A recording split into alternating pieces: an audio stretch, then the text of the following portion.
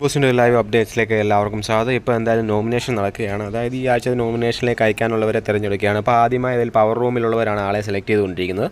അതായത് പവർ റൂമിലുള്ള എല്ലാവരും കൂടെ സെലക്ട് ചെയ്തിരിക്കുന്നത് ജിൻഡോയാണ്. ജിൻഡോയുടെ സംസാരം, അതായത് പറയുന്നതൊന്ന്, ചിന്തിക്കുന്നതൊന്ന്, ചെയ്യുന്നതൊന്ന് എന്നുള്ള രീതിയിലുള്ള സംസാരമാണ് വന്നിരിക്കുന്നത്. അപ്പോൾ അതുകൊണ്ട് ജിൻഡോയാണ് പവർ റൂമിൽ എല്ലാവരും സെലക്ട് ചെയ്തിരിക്കുന്നത്. ആ സെലക്ഷനിടയ്ക്ക് വമ്പനൊരു ട്വിസ്റ്റ് ഉണ്ടായിട്ടുണ്ട്. ട്വിസ്റ്റ് എന്ന് വെച്ച് കഴിഞ്ഞാൽ ഇത്രയും നാളും നോമിനേഷൻ പവർ റൂം ഒരു സമാധാനപരമായി പോയിക്കൊണ്ടിരുന്ന റൂമായിരുന്നു. ഇപ്പോൾ ജാസ്മിൻ ചെന്നതിന് ശേഷം അവിടെ എല്ലാവരും തമ്മിൽ അങ്ങോട്ടും ഇങ്ങോട്ടും തർക്കം, അടി, ഇടി, വെട്ട, കുത്ത എന്നുള്ള സംഭവങ്ങളിലേക്ക് പോയിരിക്കുകയാണ്. അതായത് ശ്രീലേഖ എന്ന് പറയുന്ന വ്യക്തി ജാസ്മിൻ ചെന്നതിന് ശേഷം ഒരു വോയിസ് പോലും ഇല്ലാത്ത സാഹചര്യത്തിലേക്ക് എത്തിയിരിക്കുന്നതായിട്ട് നമുക്ക് കാണാൻ സാധിക്കാം. ശ്രീലേഖ മാറി ഒരു മൂലയ്ക്കിരുന്ന് ഒന്നും മിണ്ടാതെ പവർ റൂമുകാരെന്ത് തീരുമാനിക്കുന്നു അത് ഓക്കെ. അതായത് സ്വന്തം അഭിപ്രായം പറയുന്നതായിട്ട് കാണാൻ സാധിക്കുന്നില്ല.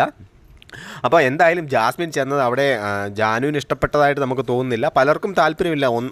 ഒന്നോ രണ്ടോ പേരുടെ താല്പര്യപ്രകാരം മാത്രമാണ് ജാസ്മിൻ അവിടേക്ക് വന്നത്. അതിന് ഉദാഹരണമാണ് യമുനയും അതുപോലെ ഗബ്രിയുടെ ഇഷ്ടപ്രകാരം മാത്രമാണ് വന്നത് നമുക്ക് ഒറ്റ നോട്ടത്തിൽ പറയാൻ പറ്റും. എന്തായാലും പവർ റൂമിലെ തമ്മിത്തല്ലുണ്ടായി തുടങ്ങിയതുകൊണ്ട് ഇനി മുമ്പോട്ട് അത് അധികം പോകുമെന്ന് തോന്നുന്നില്ല. എന്തായാലും പവർ റൂമിലുള്ളവർ മനസ്സിലെ കലിപ്പ് വെച്ച് തീർത്തിരിക്കുന്നത് ജിൻഡോയാണ്. ജിൻഡോ അതിനെതിരെ ഒരുപാട് സംസാരിക്കാൻ ശ്രമിച്ചെങ്കിലും അത് ബിഗ് ബോസ് വിലക്കുകയുണ്ടായി. ഇതിപ്പോൾ നോമിനേഷനാണ്, അതുകൊണ്ട് ഇവിടെ സംസാരിക്കാനുള്ള സാഹചര്യമില്ല എന്നും പറഞ്ഞ് ബിഗ് ബോസ് അത് അവസാനിപ്പിച്ചതായിട്ട് കാണാൻ സാധിക്കുന്നുണ്ട്. അപ്പോൾ തുടർന്ന് ലൈവ് അപ്ഡേറ്റ് ഉണ്ടായിരിക്കുന്നതാണ്. ബൈ.